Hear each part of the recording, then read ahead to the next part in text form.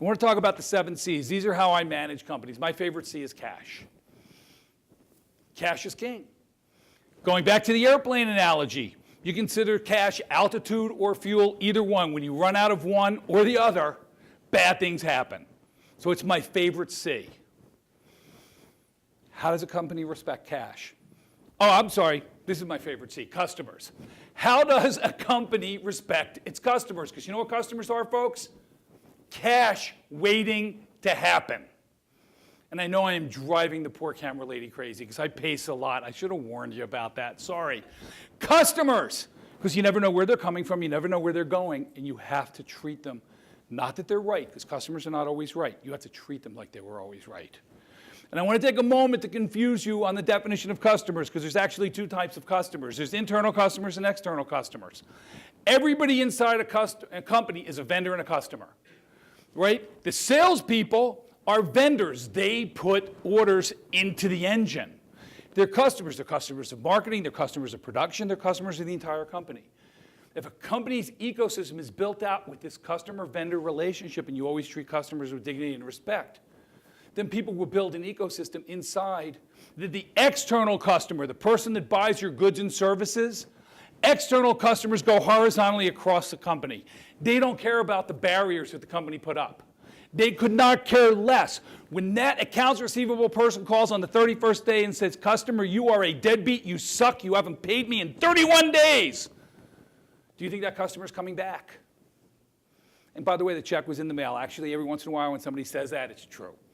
So the point is, external customers need to be treated with respect. But if you don't have a good internal organization that respects that external customer and makes it easy for them to come through the company, that company will fail because it's going to waste assets and it's going to waste resources protecting their fiefdoms as opposed to creating value for their shareholders and value for the customers.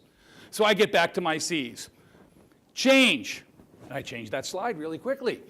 Change. It's the only constant in life. Change, change, change. Everything changes. Yesterday is not tomorrow. Nothing is the same. Ask the guys at Blockbusters that decided not to buy Netflix. They had a positive experience.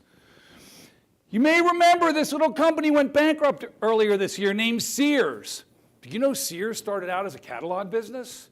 Sears had a catalog. They had an infrastructure. They could ship anything, anywhere. They sold tractors. They sold women's clothes. They sold baby shoes. They sold kitchen stuff. They could ship it anywhere using a catalog. Have we ever heard of a company that you can buy almost anything, that they can ship anywhere?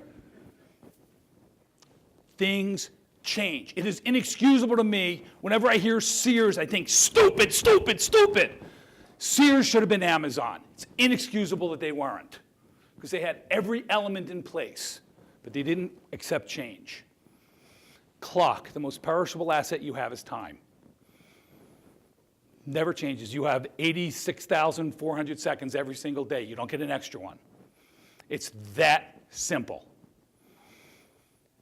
I flew here from California yesterday. Luckily, I don't pay for first class because I fly a few 100,000 miles a year.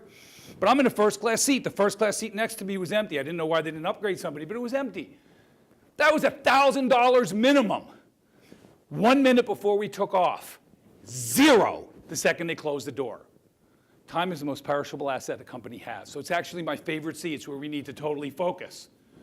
Except you got to cooperate. You've got to cooperate with everybody. You've got to cooperate with the government. There may be rules. There may be, if you have a restaurant, you have a zoning law. Right? There's always an environment that you're working in.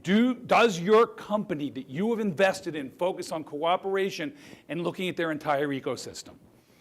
Because if they're not, they're going to get tripped up. They're going to be in trouble. I advise a company that's in the printing business in California.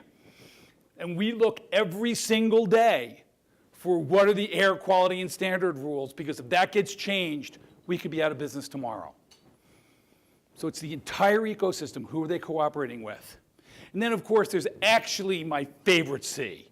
Communicate, communicate, communicate. Because you're all going to work with these really fascinating CEOs that do such a great job. Every time you go into a meeting, they will tell you about all the highlights. Their business is perfect until you see the balance sheet and P&L. And then it's like you're a dentist. You have to be pulling teeth to find out what went wrong. They never deliver the bad news. Set a culture for your CEOs that allow them to deliver bad news. You can't help them fix bad news if you don't know that it's there. But if you yell at them every time there's bad news, are they ever going to tell you bad news?